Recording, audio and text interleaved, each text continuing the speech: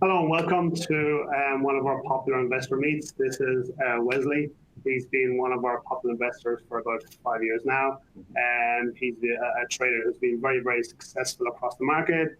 And we've brought him in here today to have a little chat to you guys and actually ask him questions and see actually how he reads the market, see where it goes. You want to introduce yourself, Wesley?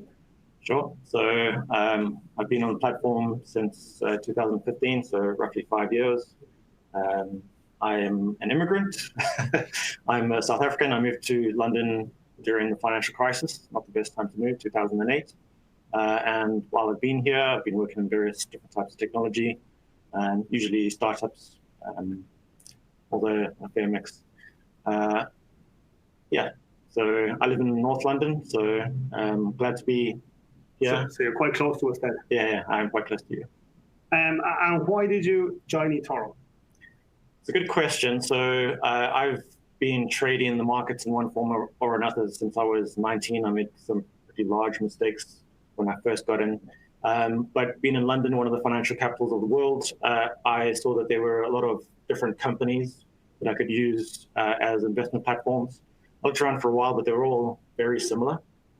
And then a friend introduced me to eToro, and the differences were quite obvious. The emphasis on the social network, the ease with which you can trade, the knowledge that comes out of the social network, and the fees are pretty good. They're competitive with other types of platforms that you can use in the UK. Okay, very good. And what's your investment strategy? Where do you do your research? So we were chatting and we found that we have quite different investment strategies. So I have a layering of different approaches. So eToro is one of my primary investment platforms. But there are other things that I use. For example, I invest in property. I've got a few London properties. I find that a fairly good lowish risk, excluding Brexit, part of a trading strategy. I also invest a fair whack of my cash in index funds. They aren't on eToro, but I think I'm going to move them into eToro soon because the funds on eToro, the fees on eToro are very attractive. And then within eToro itself, I try to drive my highest returns, but balanced with a fairly low level of risk. So I think over the past few months, I've kept it at 3 or 4, my risk level. And I think I've been pretty successful there.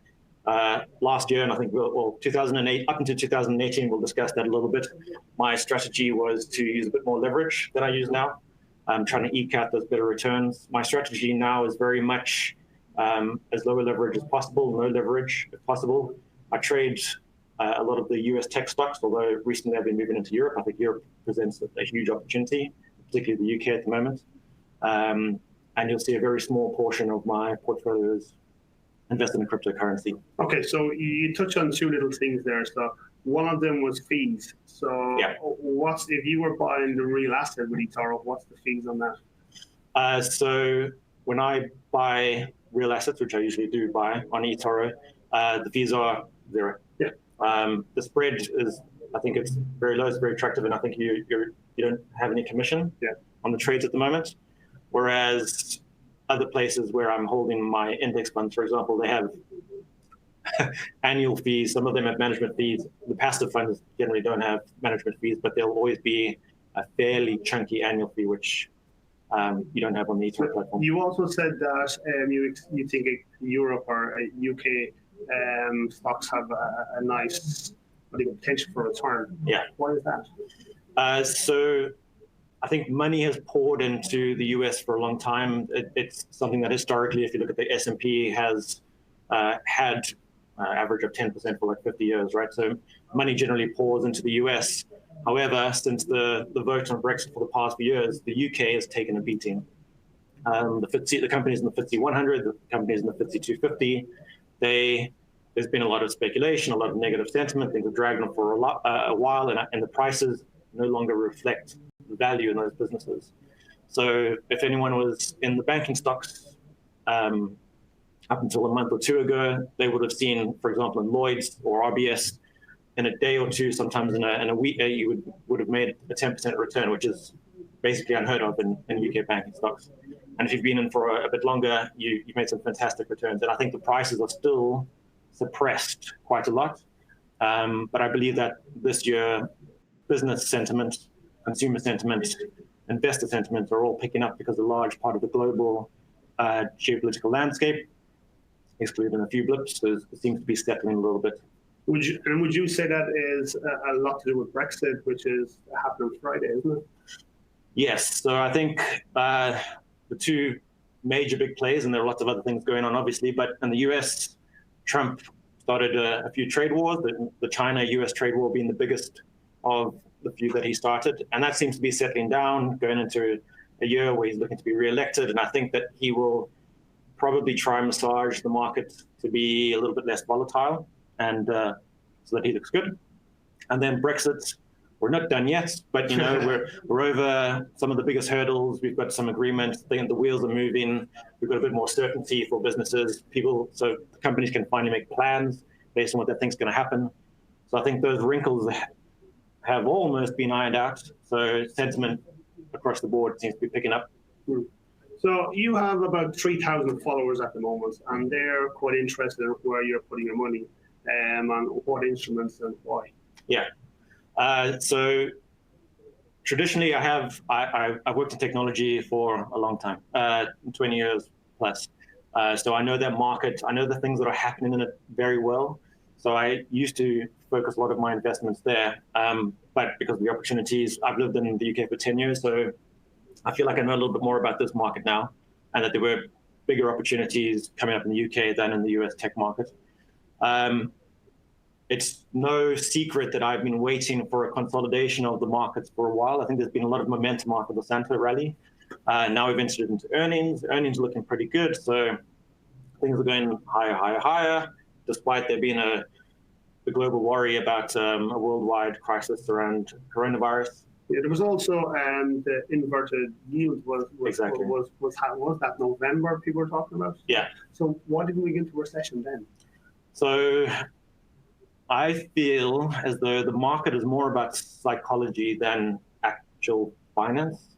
So the coronavirus, for example, is something that's driving the markets based on the potential of what it could do. And it's driven the markets quite a lot, right?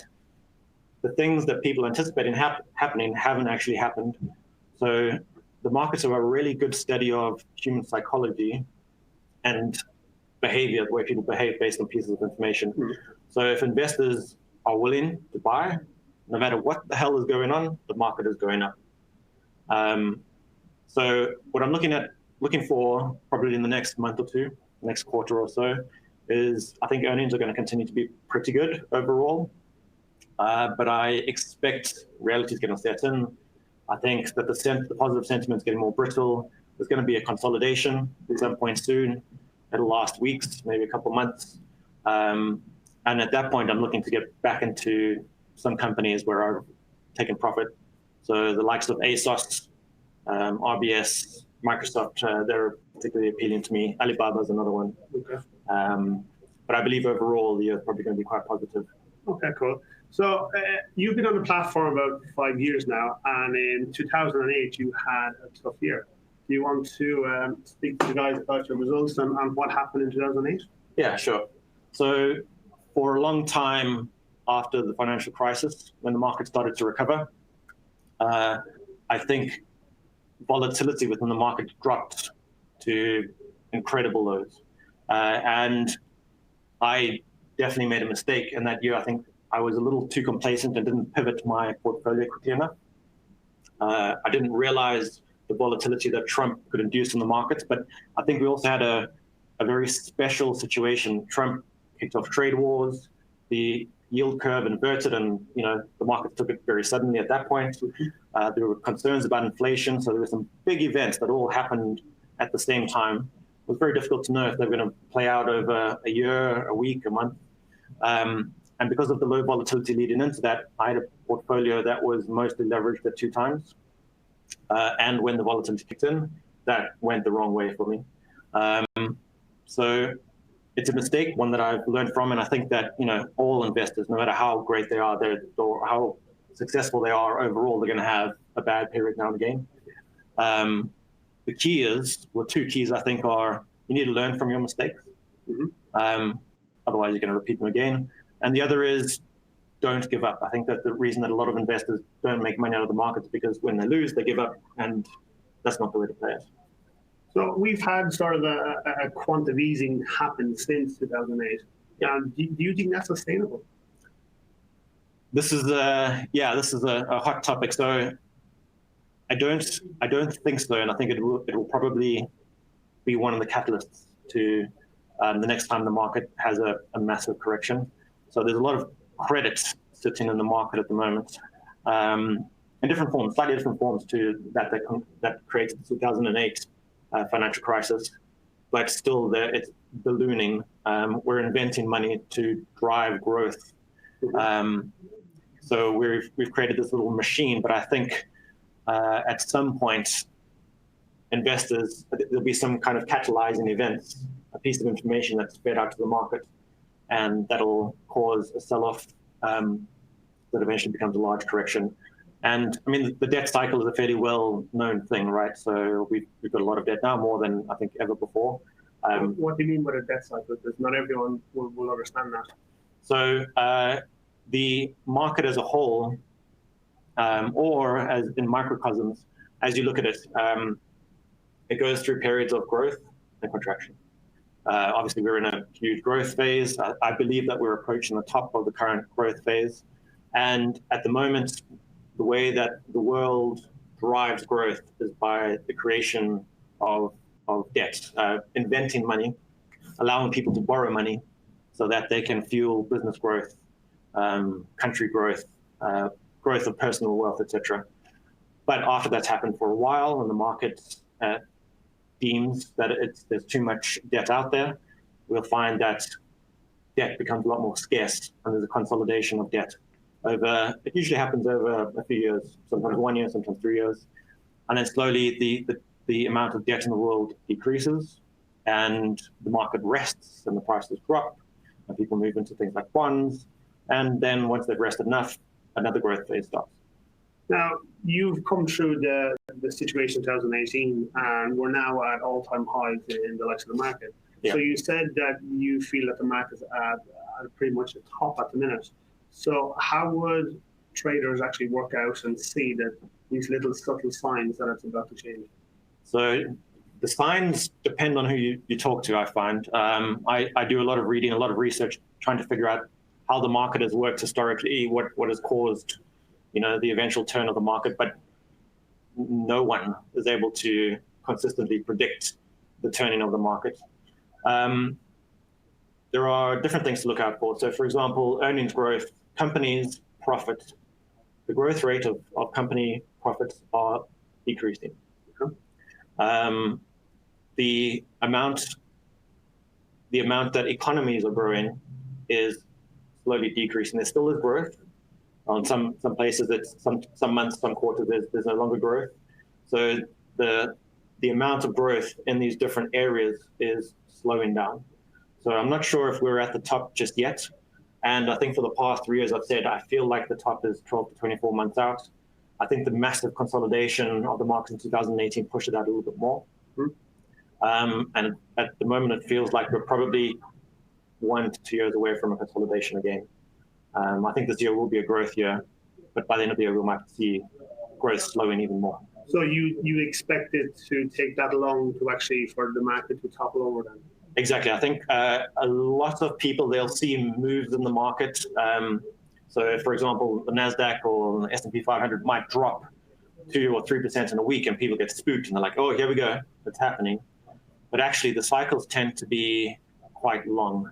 So reaching the top, I think I don't think it'll happen this year. I think it's at least 2 years out. Okay. But who knows? I mean, we've got the coronavirus is now, got people a little bit spooked. People are looking at the inverted yield curve and they're like, is this it? So a few geopolitical things could happen globally and then that could be it. Okay, so you could actually see it come down like an elevator. Yeah, or it could fizz out. I mean, not all consolidations are sudden and hard and deep. Some are just fizzles out. So over a year or two, the market slowly drips down. Okay, so how do you feel about becoming one of the longest standing elite popular investors? I couldn't have anticipated it. I'm very honored And it's been a great experience. I think that I've learned a hell of a lot in working with eToro, in being on the platform, engaging with other people on the platform. I don't think I would have learned as rapidly if I hadn't been as engaged as I am with the platform. And that turns into benefits for me and my copiers. The thing is not to let it go to your head. Don't change your trading style if you've been successful so far using that particular methodology. Because that was still from 2018 was a tough year, and did you, like you said, is that a reason for people to change their style for newer traders? Because not everyone will have the experience you have. A lot of people will then see that and go, oh, I'm doing something wrong. What would you say to those people? So, I mean, learning to invest and trade is probably an ambition for your entire life. It takes a long time to gather all of the knowledge. Part of that experience, I think, is getting your fingers burnt, getting involved, making a few mistakes. Ultimately, you're looking to win more than you lose. And effectively, you just need, there are some famous sayings, you just need to win 6 out of 10 times in order to do well as an investor. Trading styles do need to adjust based on market conditions, except for you, because your trading styles, you work off of technical analysis. I'm more about momentum of the market and fundamental analysis. So I think people within your camp probably don't care as much about the market conditions, whereas I, within my trading style, need to keep an eye on geopolitics, the economics of things, the fiscal policies, how companies are doing. And I have adjusted my the way that I trade.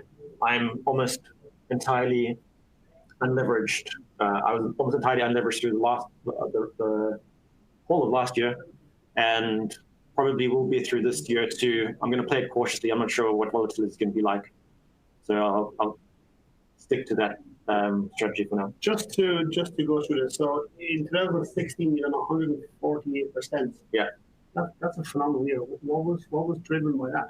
So part of it was, at this point in time, trading on leverage was a much easier game. And it's a long time ago. You're really asking me to think back there. I think this is when crypto really started kicking off. So I'm not sure if 2016 or 2017 was the year, but I think I saw Ethereum on platform when it was $7. Okay.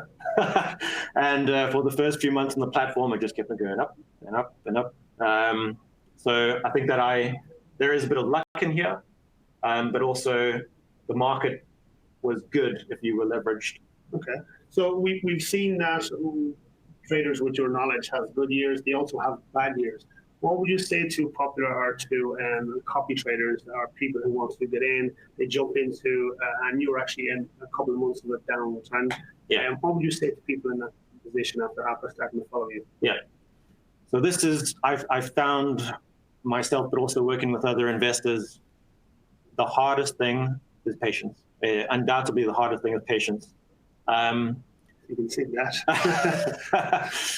And being patient when you see red, especially when you've just copied someone and you're seeing red, I think that is particularly difficult. I think what you've got to do is look for people that have the historic return that shows you they know what they're doing. And ask them, right? So you look like you're in the red. I just need... So can popular investors then reach out to you and ask you questions? Well, I'm not popular, copy traders. Exactly. So I love to engage with the community. I've been engaging a little bit less recently because I had a kid born early Jan. So I've had a little bit less time to communicate. Congratulations. Thank you. Hence, I probably look quite tired today. So when people reach out, I do try to give them as much information as I can. I find that by also engaging with them, I often learn from them. And when I have questions that come up pretty frequently, I publish them. I've got a Medium blog that I post them to, just so that I can send people to certain articles if they need a bit of background. Okay. So how did you decide to become a popular investor? It's a bit of a funny story. I completely misunderstood the way that the PI program works initially. So I think It was probably somewhere in 2016. And I think towards the end of the year, I started gathering copiers at an incredible clip. And someone from eToro reached out. I didn't know my account manager before then. And he reached out and he said, would you like to join the program? But the way that I had read the program page, I thought that I would pay eToro to receive some kind of a benefit. Okay. And I was like, no, I'm not interested. I don't want to pay $500 or whatever it was. And he's like, no, dude, we're going to pay you. You just carry on what you're doing. You be successful. And, we're going to give you some cash. I was like, okay, well, I don't see why I would say no to that. So let's do it. And then over time, I worked with eToro a bit more. When you start getting copiers, I think you just feel more responsible for what you're doing. So you start probably trading in a bit more of a responsible way, which I think ultimately makes you a better trader. Mm-hmm. So I think as part of the PI program, I've gotten a lot of information from eToro, but also the community engages with me a bit more, mm-hmm. and I become a better trader. Okay. So any messages now, not advice to people who are interested and might be interested in your trading strategies? Yeah. So I'm also interested in learning other people's trading strategies, by the way, and not everyone, people have success doing things differently in the market. But if you want to know more about my trading strategy, or if you want to pick it apart, ask me a question on eToro. I'm happy to engage with people. I try to get to all the questions. At the moment, I'm a little bit delayed. And sometimes I might send you a blog article that I have that gives you a bit more meat around my strategy. Okay. I just saw someone's message there. Yeah, because we're actually two very different traders. He's someone who's fundamental, looks at news reports. I'm someone who's a technical trader. And we're actually having a debate just before that we started about it. So it was quite funny. Thoughts on the market. How does your strategy deal with market cycles? So this is a question I get quite often. And market cycles, I've mentioned where I think we are in the cycle. I think that especially new investors, they think that they or other people can beat the market every year, beat the market, which that can be possible. But beating the market might mean losing less than the market loses. Okay. Right. So I think every 7 out of 9 years or 7 out of 10 years are bull market, and there's 2 or 3 years that are on average a bear market after that. So if you're beating the market on the up years, fantastic. And if the market is losing, I don't know, 10, 20% in a year, but you are able to defensively trade such that you are losing 5% in that year, mm-hmm. The reality is that I think that is a pretty good place to be, because ultimately the compounding of the decreased losses in the down years with the increased gains in the up years is going to make you very wealthy. Okay, cool. And you mentioned that you read a lot. Did you read anything recently that you would recommend to our viewers? Yeah, so I've got a page in my blog about books that I've read, and they're kind of wide-ranging. They're not all about investment. Some of them are about psychology and sociology, because I do believe there's a herd mentality that drives the market. What I've been reading most recently is a book called The Man Who Solved the Market. And this is particularly interesting to me because it's about effectively the people that invented quant trading. So a mathematician who eventually hired some computer scientists, and I'm a mathematician and computer scientist, and they spent the good part of 20 or 30 years figuring out how to build a machine that could trade the markets and be profitable. And since 1988 through to this year, have averaged a return of 66%, okay, and never lost in any year. So kind of this reinforces your trading style somewhat. They trade patterns in the market, okay, and are some of the wealthiest people in the world now. So it's an interesting book because it's about the history of these people that built one of the first quant funds, but it also has some really good things in there about human behavior. So they rely on things like humans will behave a certain way when they're stressed. Mm-hmm. When there's panic in the market, people always behave the same way. So let's find all the data that models that, and plug it into a machine. Now, you might not have that capability. I don't have that capability, but at least knowing that helps you to try to not panic at least, and look for those patterns yourself. I think some of these patterns are knowable as a human. Or panic less than anyone else. Exactly. And so some questions out there. Alders M85 has asked, there's talks of an economy crisis looming in the next couple of years. Now, what is your strategy, or what's your opinion on this and strategy, and how would you combat that scenario? So there are slightly different signs that you've reached the top. Again, these come from things that I invested, people that have called previous tops.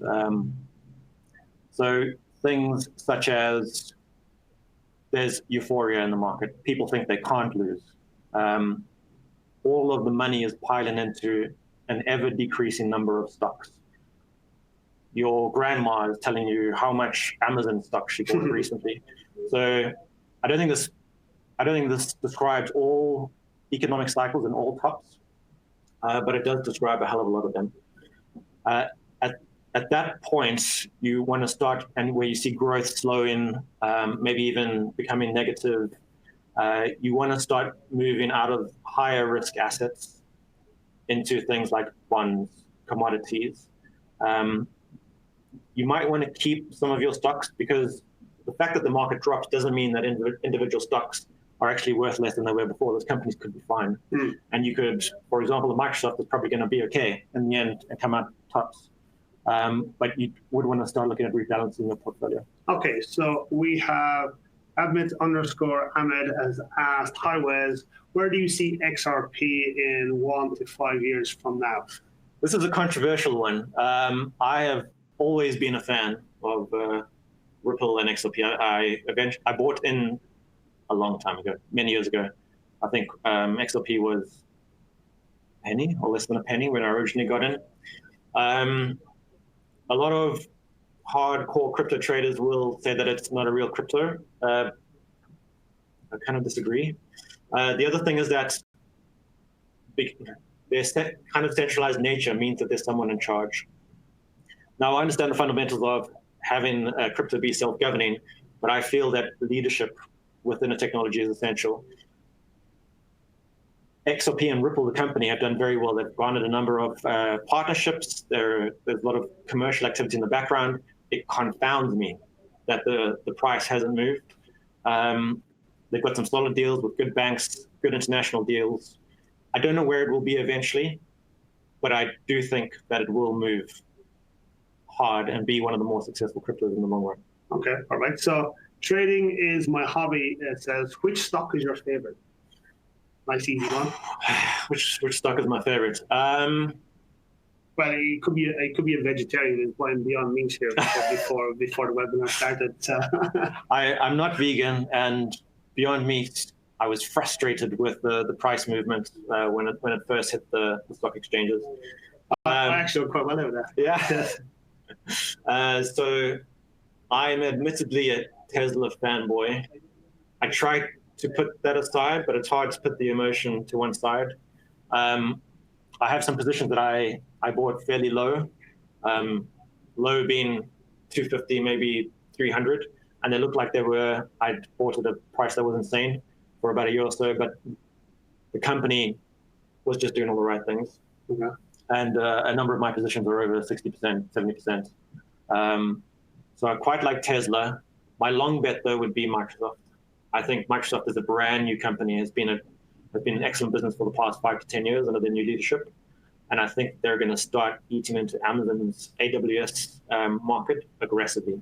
And that is a huge market. Okay, so one last question there. Sam G. Hi, Wes. How do you manage your time between running a business, trading with eToro, and now 2 babies? I like to keep busy. I do enjoy time with my family. I honestly think that because I enjoy trading so much, I enjoy engaging with the community, it doesn't feel like a chore to me. I don't have to really find the time. And in this world today where we have everything in our hands, our mobile phones, like we can do all our research, we can document things that we find, we can do our trading.